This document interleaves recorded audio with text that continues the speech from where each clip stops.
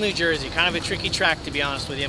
Two places that are kind of tricky. First of all, it's got this crazy banked oval. It's like a miniature Irwindale, but the bank is super steep.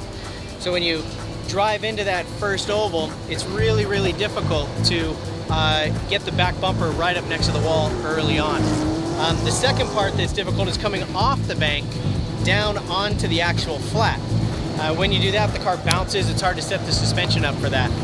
When I attack this track, I really like to come in with like a clutch kick instead of a handbrake on the first corner, and that gets the back end right up next to the wall really early. It's very committal, and it's hard for people to stay behind you on that one. And then I like to come off the bank just a little bit early to make the transition smoother. And then it's a matter of a real late brake for the hard right turn. And then on the figure eight, basically, stay flat out over the bumps, make as much smoke as you can, and when you're following, try not to get lost. When it comes to the sport of drifting, we all have our different unique styles of approaching the track. We all come in at different speeds, different line, different angles. But ultimately, when it comes to competition like Formula Drift, it's going to come down to the judges and how they want us to drive. The judges are up there in the judges tower watching us run all day long. Next to the judges tower is a spotter stand.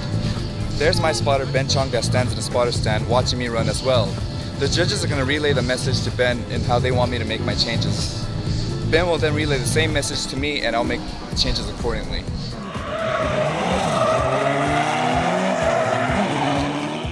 So we know what the judges are looking for, we know what feels good from the driving seat. It's time basically to go do your worst and see what happens.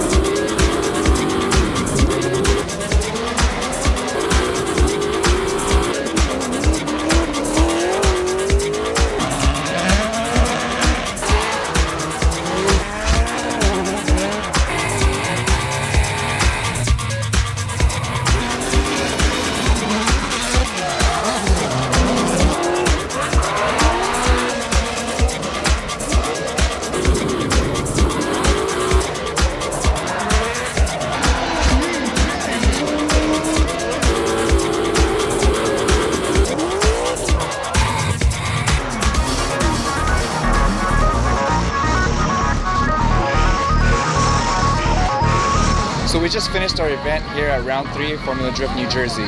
Overall, I think we had a great experience here. We learned a lot about the new setup of the car. Things were really going really well. Although I still have to tell you, I don't really like this track. It's still tough on the car. It's not really that exciting to drive, but you know, the fans love it because you can see everything up close right in front of you. So let me take you through my rounds for today. In the top 32, we went up against Matt Walden in his 350Z. Matt, he's a great driver. He's a champion from DNCC in Canada, so I didn't really want to, underestimate his driving style. But luckily, our car was so much more set up for the track. The first lap, I led, and pretty much opened up a big gap, big enough so that we had a bigger advantage in the second lap. The second lap going in, I knew he was kind of a little low on speed, so I had to be aware that if I catch up to him too quick, I might straighten out and lose a round. So what I did in the straightaway was open up a little gap, and as soon as we hit the bank, I caught up to him, but I caught up too quick to the point where I almost straightened out, and at that point I was like, oh shoot, what do I do? So I just kind of gave it a little more power by kicking the clutch, and I was able to prevent the straightening up from happening. In the round of 32, which is always a really stressful one, I had Cyrus, which he's in an S13. Those cars are old, but surprisingly fast. I was able to gap him a little bit, leading him, and then following him. He slowed up a little bit in a couple of the corners, but I didn't hit him, and I was able to kind of stay pretty close to him, so we moved on from there. In the round of 16, pulled up with Stefan Verdier. Following Stefan, initially, I don't know what happened, but his wheel went underneath his car. He jumped like 4 feet in the air. I saw the underside of his car and slammed on the brakes and slid within an inch of him and stopped and barely didn't hit him. It was so close.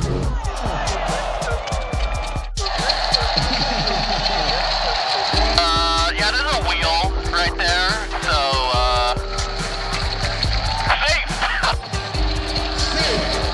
The next round was against Darren McNamara in the top 16. You got this. Darren, I've actually lost him here last year, so I kind of wanted my revenge back and, you know, outdrive him, but his car is really fast, and as fast as our car is, his car is so much lighter, so, I mean, you know, some parts of the track I had a better advantage because, again, our car is set up really well for this track, but just have to say it was just his day again, and hopefully next time if we ever do hit him again in the top 32 rounds or top 16 or anywhere, I'd like to take him out. In the round of 8, I was against Ryan Zerk, and Ryan has been one of the fastest guys.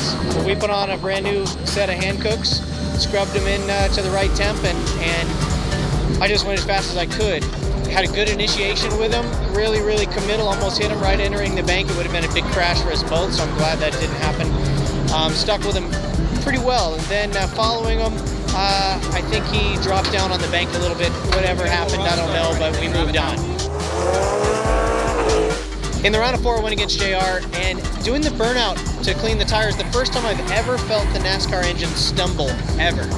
It kind of had a little stumble to it. I was a little bit worried about it. The guy says don't worry about it, so I got on the line, went to take off following JR, and there was nothing there. It just stumbled, and it took about half the track to clear out. So I don't know what the deal was. We're still looking at the mapping to figure out what that was, but it was a little bit desperate to try to keep up, and then I'm sure he followed pretty well, and we lost that round. So in the consolation round, went against Darren McNamara.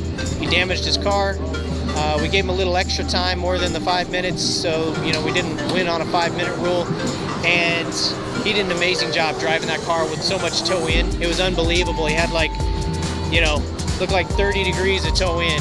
But in leading him, he chased me pretty good, I assume, but I saw him on the last corner right next to me with some shallow angle, which is a good opportunity to show the judges how much more angle one car has than the other. So I increased the angle, and I don't know why he didn't do the same, but he decided to kind of go right through me, which is what happened, and spun out, but ended up getting the win for that. So that puts us in 3rd place. Hate to see so much carnage on the track. You know, there were some great clean runs. It doesn't need to be a crash fest, but ultimately, I finally get some new bodywork. That's really what this is about.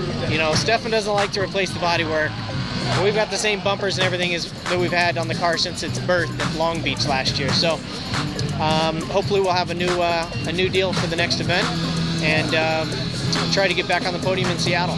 Overall, I think things went really well, and we learned a lot about the car, and we need to make a lot of changes before round 4 Seattle. So we're going to make those changes, come back even stronger, faster, and hopefully be on the finals or even on the top with Tanner Faust. That'll be cool.